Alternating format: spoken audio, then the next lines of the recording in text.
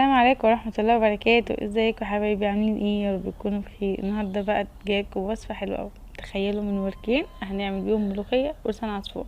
وركين يا نوع؟ والله وركين هنعمل بيهم احلى غدوة النهارده، او عشوة اللي يريحك، انتي حرة بقى، انتي ومزاجك. انتوا عارفين طبعا كل الظروف الاقتصادية دلوقتي الدنيا عمالة تعدي بيها، فنحاول نقلل. يعني مش معنى كده ان احنا مش هنجيب، بس هنبتدي نقلل. بدل ما كنا بنجيب فرخة هنجيب نص فرخة، والدنيا برضو هتمشي، والحمد لله على كل حاجة. يلا بينا بقى نصلي كده على النبي عليه الصلاة والسلام. نبدأ الوصفة بتاعتنا واقول لكم ازاي نطلع احلى شوربة عشان نعمل بيهم احلى اكل لغدوتنا النهارده. يلا، ولو لسه حطيتيش لايك انزلي حطي لايك واشتركي في القناة عشان يوصلك كل جديد. يلا يا امر منك ليه. اول بقى حاجة يا حبايبي، معانا حلة فيها مية. المية دي لازم توصل لدرجة غليان عشان خاطر لما انزل بالفراخ بتاعتي او الوراك او ايا كان ايه عندك انت تسلقيه، اذا كان لحمة ولا فراخ، لازم توصل لمرحلة غليان كويسة جدا عشان اخد منها احلى طعم للشوربة. لو المية دي باردة هاخد طعم الشوربة وحش جدا. بس زي ما انتوا شايفين كده غليت معايا كويس جدا، ونزلت بالوراك اللي انا غسلاها كويس جدا ونقعها في ملح وليمون ومعلقة سكر كبيرة لمدة نص ساعة. بعد كده شطفتها وبعد كده صفيتها برضو لمدة نص ساعة. لازم تصفي، لو انت ما صفتهاش الطعم المية اللي فيها دي هيديكي طعم وريحة مش حلوين في الاخر. بصوا اول ما نزلتها عشان المية سخنة عملت طبقة دسم ازاي شايفين، على طول وعلى طول هتغلي معايا، وهبدا ان انا اشيل الريم. انا ما حطيتش ولا طماطم ولا بصل ولا فلفل ولا اي حاجه، انا بشيل الريم الاول، بعد كده بنزل بكل المطيبات. الريم ده هيطلع ازاي؟ وبدأ ان انا الدسم اول ما بتاعها يطلع الوش هعمل احطها انا ايه كده بقى؟ اقوم تحطيها معليه اشيل عليه، اول كل ما الاقي الريم بيطلع اقوم معليه عليها على طول، هتلاقوا الحله بتفور زي ما انتوا شايفين كده. وابدا اسحب الريم على طول من على الوش من غير ما اسحب الدسم اللي طلع على وش الفراخ بتاعتنا. بس كده. بعد ما بسحب بقى كل الشوائب اللي على الوش دوت او الريم بتاعنا او اي حاجه، ببدا انزل بقى بكل المطيبات اللي انت بتحبيه بقى. عندك 7 بهارات حطي، عندك بهارات فراخ، طبعا مستكة لو موجودة، حبهان وراولة، فلفل اسود طبعا اكيد. ويا سلام لو تبقي دقه بقى لسه حالا كده وتقومي نازله بيه. وطبعا الملح، وطبعا مكعب المرقه يديني تطعيمه حلوه قوي للفراخ بتاعتي. بس بقى هسيب بقى الفراخ وطبعا هوطي عليه. وطبعا هوريكي التوابل برضو واحنا بنحطها تاني. طبعا احنا قلنا هنوفر، فهنوفر مش بقول هنقلب بتنجان وملوخيه، يعني لازم بتنجان مخلي الحاجه كده تكون حرشه كده طعمها جميل. انتوا عارفين احنا المصريين بنحب نحبش الاكل بتاعنا. جبت البتنجان وغسلته كويس وفتحته كده فتحه من النص، وهبدا ان انا اسلقه. دي ميه عاديه خالص مفيهاش اي حاجه، وهنزل بس فيها بنص معلقه سكر، ولو عندك شويه ملح ليمون ابقي انزلي بيهم. وهبدا ان انا احطه على النار، بس ان انا هوطش واديله تقريبا وخلاص. هنا الفراخ بقى معايا كانت خلاص بقى كده دخلت على السوا. هنزل بقى الفلفل الاسود بقى والملح ومرقه الدجاج وبهارات الفراخ وحبهان ورق، وهوطي بقى عليها كده وهسيبها. والبصلايه طبعا والطماطمايه، بس كده اهم، والطماطمايه وخلاص. هنا كان الراجل مديني كده زي ما يكون رجلين فراخ يعني. طبعا الفرخه اللي انا كنت جايبها، انا خدت نص الفرخه عملتها مسلوقه ونص الفرخه عملتها بانيه. فكان بقى حاطط لي رجل الفراخ بتاعتها، فقلت عادي هسلقها، بس احنا كده محدش هياكلها، هستفاد منها للشوربه. بعد كده هقوم ربيها. هنا بقى البتنجان بتاعنا خلاص دخل في السوا كده، هو تقريبا بياخد ربع ساعه. وبعد كده اول ما بيضطر كده بيبقى خلاص بقى بيبقى كده خلاص استوى. احنا كده خلاص الفراخ بعد ربع ساعه كده ولا تلت ساعه كانت استوت، عشان طبعا انتوا عارفين هما وركين يعني ما فهمش، فمش هياخدوا معانا وقت كتير. فهطلعهم بقى كده في الطبق وهرش عليهم ملح وفلفل، كل لسه دقاهم برضه عشان يبقى طعمهم حلو قوي. وبعد كده هنزل عليهم بمعلقتين زيت كده من على الوش، واقوم مدخلاهم الفرن. بس كده زي ما انتوا شايفين، وادخلهم تحت الشوايه كده ياخدوا لون حلو قوي. انا ما بحبش احمر الحاجه. ودي الفلفل الاسود من على الناحيه دي ومن على الناحيه دي لغايه عشان التطعيمه بتاعه الفراخ تبقى حلوه. وعايزه اقول لك ريحه الشوربه كانت تجنن. بصوا منظر الشوربه عامله ازاي، طماطمايه والبصلايه، وسلام لو عندك كمان جزريه هتبقى تحفه. صحتها كانت فظيعه بجد.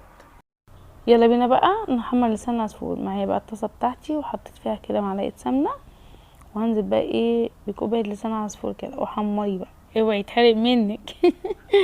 بيقولوا دايما لسان عصفور يبين الشطره، يعني الشطوره كده على طول. لسان عصفور يطلع كل لون واحد.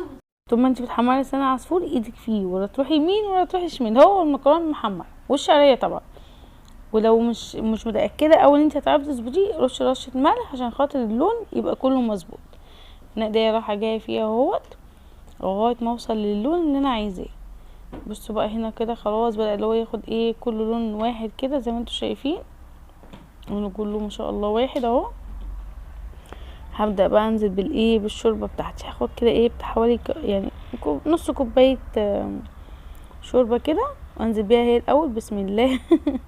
عايزه اقول لكم لو انتوا لسه جداد اطفوا النار الاول قبل ما تحطوا الشوربه، عشان طبعا البخار بيبقى طالع ده بيبقى قوي جدا، ف يعني ما يبقاش يعني حامي يعني ميبقاش حامي عليكم ماشي.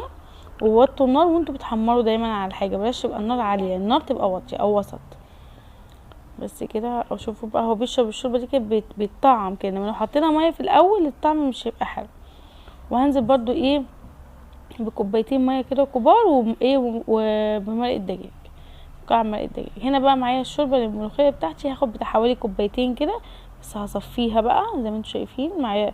هي الكبشه بتاعتي فيها صفايه، فزي ما انتم شايفين كده بصفي من ناحيه وباخد ايه الميه من ناحيه. شايفين اهو بص شكل الشوربه ما شاء الله، يعني كانت بجد حلوه قوي. صدقوني هو النفس في الاكل هو اللي بيدي الاكل طعم، مش حاجات مش بالكميه والله يا جماعه، يعني مش بالكميه ولا بالكم، لا والله. يعني احنا كنا بناكل الاكل ده واحنا كنا مبسوطين وعادي خالص، يعني مفيش اي حاجه مكنش فيه حاجه ناقصه يعني.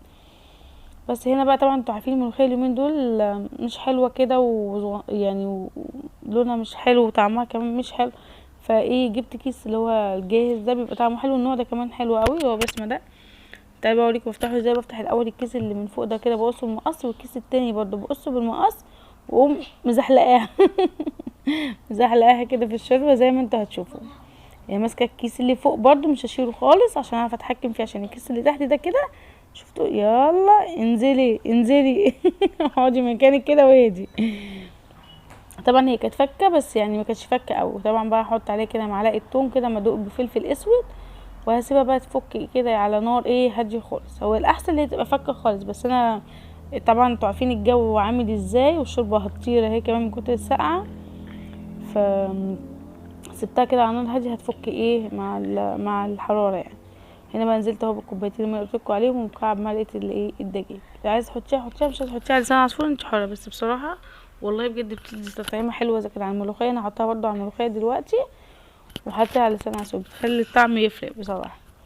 بصوا شايفين شكل الملوخيه، بصوا ما كنت بقول ما خدتش دقيقتين يعني 3 بصراحه على النار وكانت فكت ما شاء الله. هنزل بقى برشه سكر صغيره صغيره خالص زي قطرات كده، هتشوفوهم دلوقتي في كفه ايديا كده، وايه بمكعب الملح اهو. بس كده هنزله كل دلوقتي، يعني كل الوقت اللي احنا فيه دوت لازم ننزل بكل حاجه ما نسيبهاش. ربنا يا رب يعيننا على الغلاء والوباء اللي احنا فيه، يعني ربنا يرفعه عنا اللهم امين في الايام المفترجه اللي احنا فيها دي. كل سنه وانتم طيبين. النهارده اول رجب، ربنا يا رب يبلغنا رمضان ويبلغنا شعبان يا رب، ويعيد علينا الايام بخير يا رب، وربنا دايما يزودنا ما ينقصناش. عايزاكم بقى شدوا حيلكم كده معايا عشان على رمضان نكون زدنا شويه يا حبايبي ماشي. هنا بقى دقه البتنجان المخلل الخطيره اللي هتخلي يعني هتاكلي. عباره عن ايه بقى؟ عباره عن توم، عباره عن كزبره، عباره عن ملح، عن كمون، عن فلفل اسود، عن فلفل حار احمر واخده. واضربي ده كله كده بقى مع بعض في الهون بتاعك او في الكبه زي ما انت عايزه، بس انا بصراحه بحب اضربه في الهون. بعد كده بعد ما ضربتهم كويس نزلت عليهم يعني ربع فنجان كده خل وليمونتين كبار عشان يديني الصوص بقى ده كده حلو. عايزه اقول لكم البتنجان المسلوق ده حلو جدا جدا بجد، يعني احنا كمان وفرنا في الزيت بس كمان طعمه حلو، هيتنوا معاكي طري. حطيه بقى كده في علبه وغطيها وفي التلاجة واسحبي منه بقى على قد احتياجك، ولا بقى هينشف منك زي اللي هو بزيت بقى ولا اي حاجه خالص، هيبقى في منتهى الجمال، هيبقى كمان طعمه وريحته حلوين، وهيقعد معاكي يعني مده اسبوع كده يعني حلو قوي كمان اكنك لسه عامله ان شاء الله. بس انا بحاول ايه يعني افتحها كده كويس وبعد كده اقوم ضغطه عشان ايه تتشرب من التتبيله اللي انا ايه عاملاها وكده. كده بقى خلاص بقى البتنجان بتاعنا كده بصوا قلبه ابيض ازاي وجميل، استوي معايا السوا الكامل. انت دوسي تضغطي عليها كده هتلاقيها استوت، يبقى كده خلاص اطفي عليها النار وابداي صفيها. وبعد بقى ما حشيته كده الحشوه الخلطه اللي انا عاملاها البتنجان بتاعي ده هرش عليه معلقتين كده كبار زيت عشان بس يديله لمعه كده ويديله ايه شكل حلو زي ما انتوا شايفين كده. بقى معايا هنا بقى معايا ايه الطاسه بتاعتي، طبعا مش هنقعد فاضيين انتوا عارفين يعني. حطيت فيها معلقه سمنه كده كبيره، وجبت بقى توم مدوق على كزبره، برضو بدوق كزبره على طول. انا قلت لكم قبل كده لازم ندوق الفلفل الاسود على طول عشان خاطر طعمه وريحته. ما تتكيش على التومه قوي في التحمير يعني، ما تقسيش عليه. شوفي لونها فاتحه وحلو ازاي. ونشهق بقى ونصلي على النبي عليه الصلاه والسلام. اوعي تنسي الصلاه على النبي وانت بتشهقي على الملوخيه، هتطلع عسل.